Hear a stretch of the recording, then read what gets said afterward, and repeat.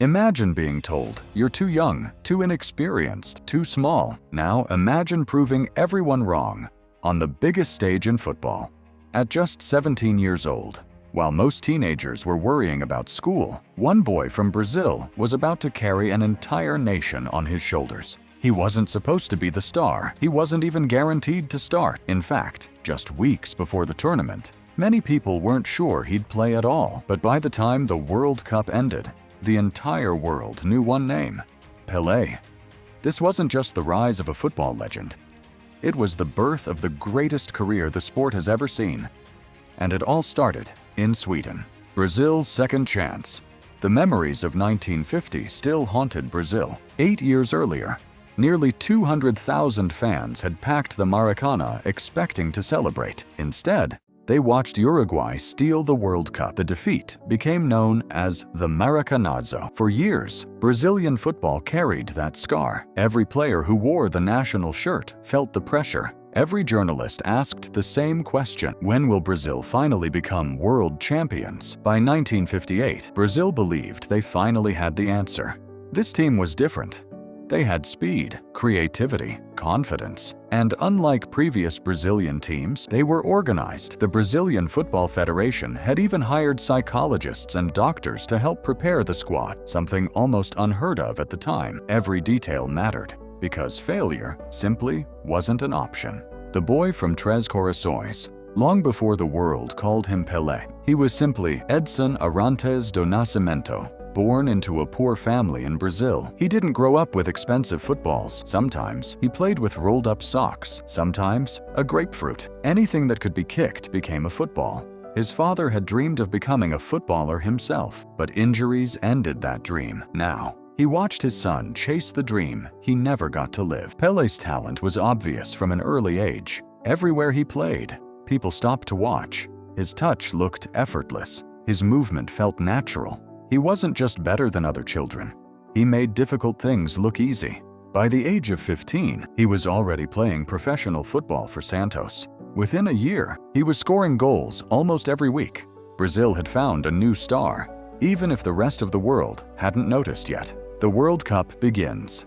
The 1958 World Cup took place in Sweden. 16 nations arrived. But once again, most experts looked toward Europe.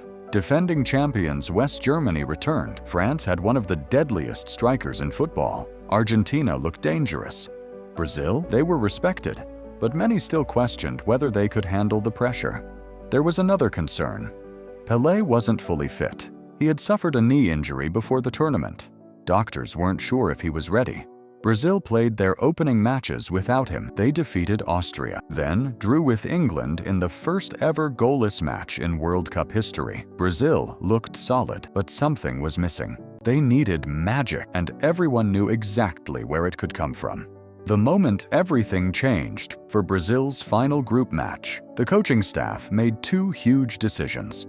A skinny 17-year-old named Pelé finally entered the starting lineup. Alongside him, an 18-year-old winger named Garrincha. It would become one of the greatest decisions in football history. The moment the match started, everything felt different. Brazil attacked with freedom, confidence, joy. Garrincha danced past defenders as if they weren't there. Pelé linked the attack together effortlessly. The chemistry was instant. Brazil defeated the Soviet Union, not just because they were better, because they suddenly looked unstoppable.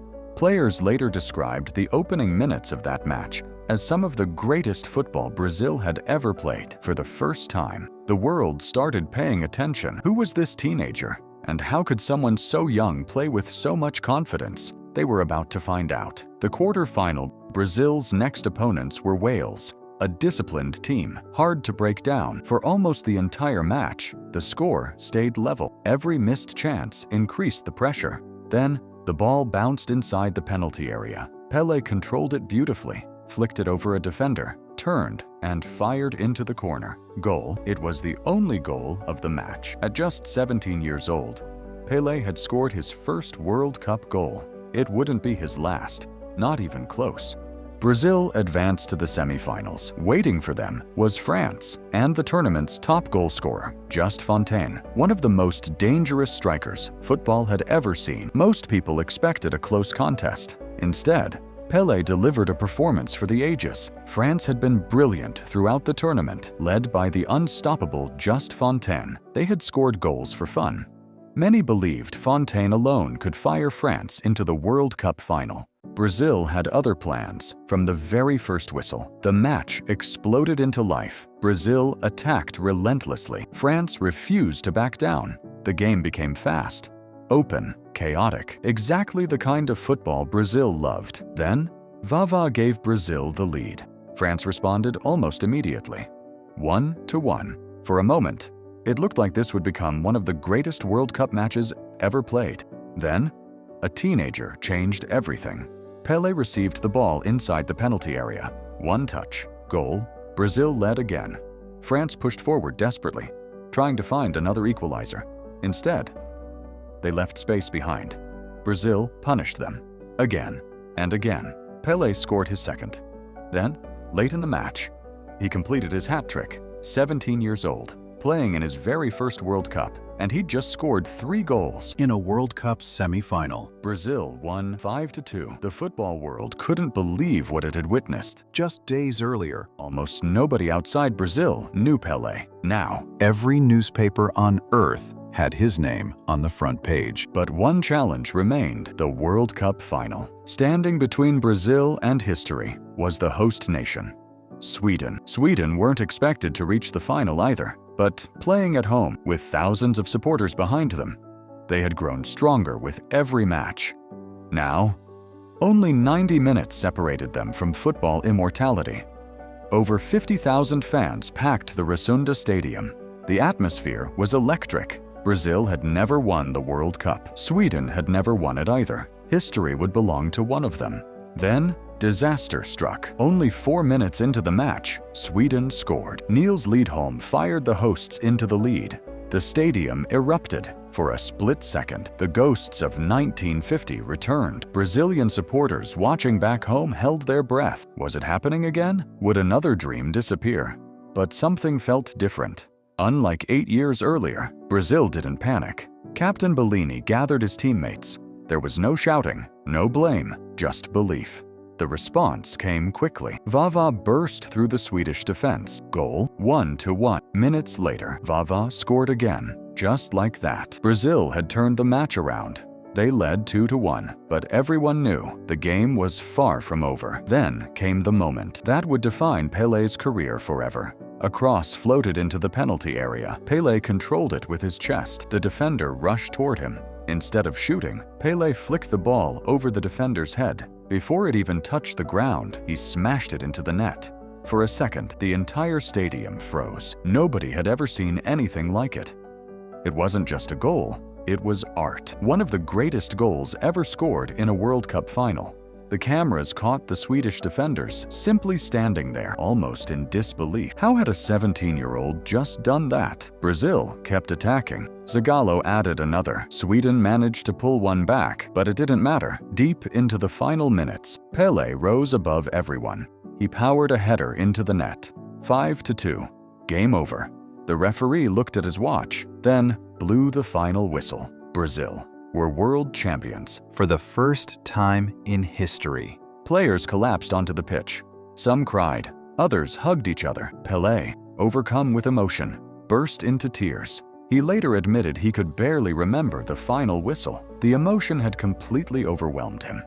His teammates had to lift him off the ground. The image became one of the most iconic photographs in football history. A 17-year-old being carried on the shoulders of his teammates. World champion. The victory meant far more than lifting a trophy. 8 years earlier, Brazil had suffered the greatest heartbreak in football history. Now, they had finally erased those memories. The yellow shirt no longer represented failure. It represented greatness. Pelé instantly became a global superstar. Children everywhere wanted to play like him. Coaches studied him. Defenders feared him. And Brazil had finally become the football nation the world always believed it could be. But perhaps the scariest part, Pelé was only 17. He wasn't even close to his prime. The rest of the world had just watched the beginning of one of the greatest careers football would ever see. And as incredible as 1958 was, Brazil weren't finished. 4 years later, they returned to defend their crown. With Pelé, with Garrincha, and with a team many people still consider one of the greatest ever assembled. But defending a World Cup is one thing, winning it again is something entirely different. That's the story we'll uncover in the next chapter of World Cup history.